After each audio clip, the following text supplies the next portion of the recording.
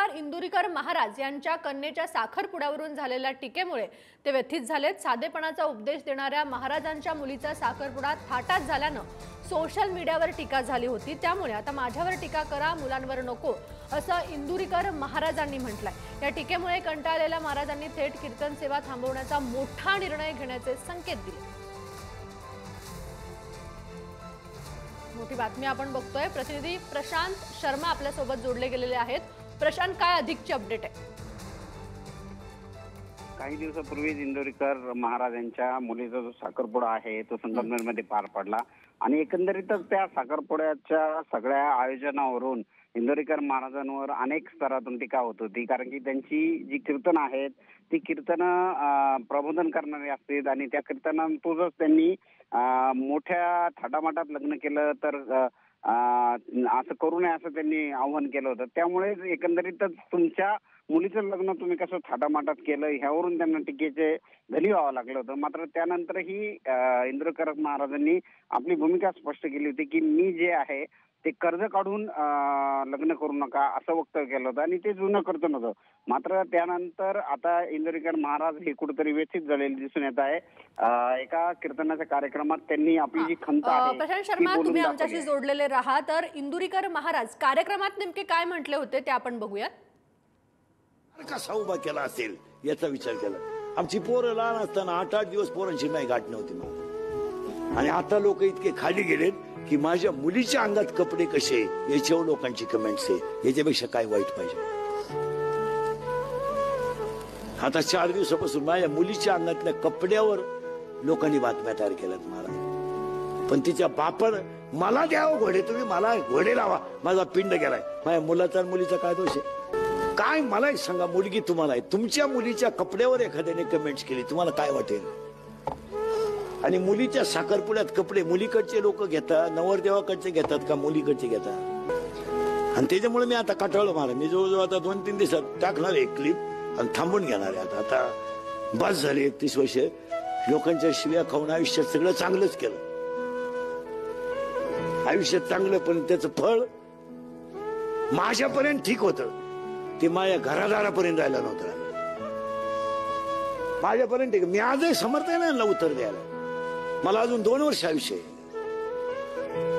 मी अजून आहे ना, पण कुटुंबापर्यंत गेल्यावर त्याच्यात मजा नाही। आणि याची अक्कल इंदुरीकरलाच आली पाहिजे, त्याने कीर्तन बंदच केली पाहिजे।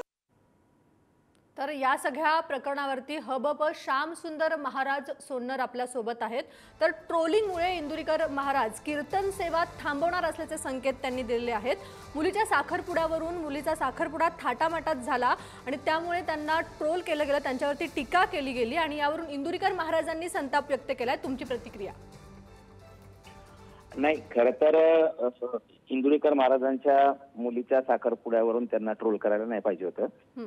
परंतु इंदुरीकर महाराजांच्या आता तुम्ही मला बोलणं ऐकवलं त्याच्यामध्ये ते म्हणतात की माझ्या मुलीवर बोलायला नाही पाहिजे होतं, माझ्या मुलीच्या कपड्यावर नाही बोलायला पाहिजे होतं। पण आपण महाराजांचे आतापर्यंत सगळे कीर्तन पाहिले तर त्या सगळ्या कीर्तनांच्या मध्ये ते दुसऱ्यांच्या मुलीवर जास्त बोलत आलेले आहेत। ती फोनवर कशी बोलते, ती कशी पळून जाते, हुरकून पळून जाते, लोक हसतात आणि जास्तीत जास्त लोकांच्या मुलींची टिंगलटवाळी, महिलांची टिंगलटवाळी ही करत आलेली आहेत। दुसऱ्यांना बोलताना आपल्याला त्याच्यामधले गांभीर्य कळत नाही, लोकांच्या मनाला काय वाटत असेल हे कळत नाही, पण ज्या वेळेला स्वतःवर येतं त्यावेळेला मात्र त्याच्यातलं गांभीर्य लक्षात येतं। काही का असताना त्यांच्या मुलीच्या निमित्ताने तरी हे गांभीर्य त्यांच्या लक्षात आलेलं आहे, हे खूप महत्वाचं आहे।